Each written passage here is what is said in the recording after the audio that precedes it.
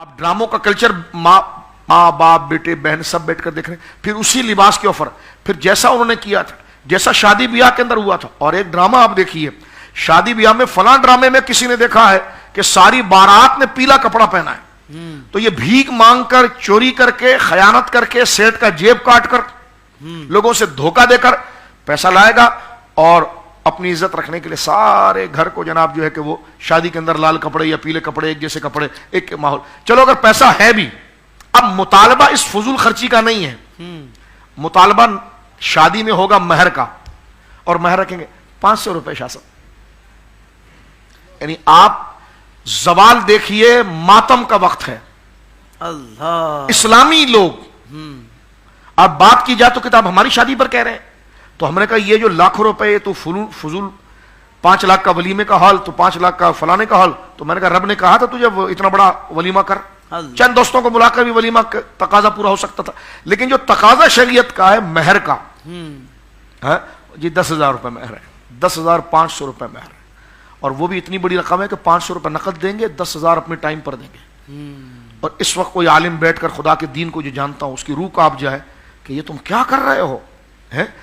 ऐसी हमारे बुजुर्गों ने कहा ना कि कम से कम इतनी रकम तो हो, जिंदगी मौत का पता नहीं है कि शौहर मर जाए तो 4 महीना 10 दिन वो सुकून से जिंदगी तो गुजार सके। अल्लाह, 10,000 रुपए का तो जनाब राशन नहीं आता, तो 10,000 रुपए का मेहर रख रहे हैं। आपकी इस्तिताअत है, आप में कुव्वत है, वहां सारा तूने हॉल एक ही कलर का किया हुआ है, कीमती बारातियों को कीमती सोने के तोहफे दिए जा रहे हैं ताकि पता चले बड़े साहब की शादी है। और महर की रकम क्या है जी? 20,000, 25,000, 30,000।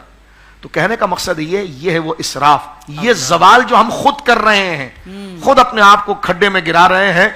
जब मुसलमान हैं तो सिर्फ मरते वक्त पूछोगे कि शाह साहब कैसी दुआ की जाती है, तो जब जिंदा रहता तो तब भी तो पूछा कर कैसे खाया जाता है, कैसे पिया जाता है, कैसे चला जाता है, कैसे रहा जाता है, कैसे देखा जाता है, कैसे सोया जाता है, कैसे कमाया जाता है। तो हम खुद एक अपने आंख पर पट्टी बांधकर बनी इसराइल की तरह जानबूझकर हक को फरामोश कर रहे हैं, सच को फरामोश कर रहे हैं, और दीन को सिर्फ 5 वक्त की, बहुत ज्यादा अगर हम अच्छे हुए तो दीन को हमने सिर्फ 5 वक्त की नमाज के लिए रखा है। नमाज के अंदर हम मुसलमान हैं, उसके बाद निकलने के बाद मस्जिद के बाद हमें कोई पहचान ही नहीं सकता हमारे अमल से कि मुसलमान है कि गैर मुस्लिम है। तो ये दो रंगी खुद को धोखा हम दे रहे हैं। तो मेरे भाइयों, मुझे और आपको संजीदा हो जाना चाहिए। जिस तरह जनाब ने भी वक्त की बात की है, ये वक्त जो तेजी से जा रहा है ये लौट कर नहीं आएगा, और फिर वो हाल जो खंडरात में तब्दील हो गए, आप भी यहीं पर रह जाएंगे, तमाम मामलात धरे के धरे रह जाएंगे। बड़े बड़े फिरौन दुनिया से गए, तो लिहाजा जवाल ये है कि हमें खुद समझ लेना चाहिए, और उरूज क्या है वो भी इससे वाज़ेह हो जाए।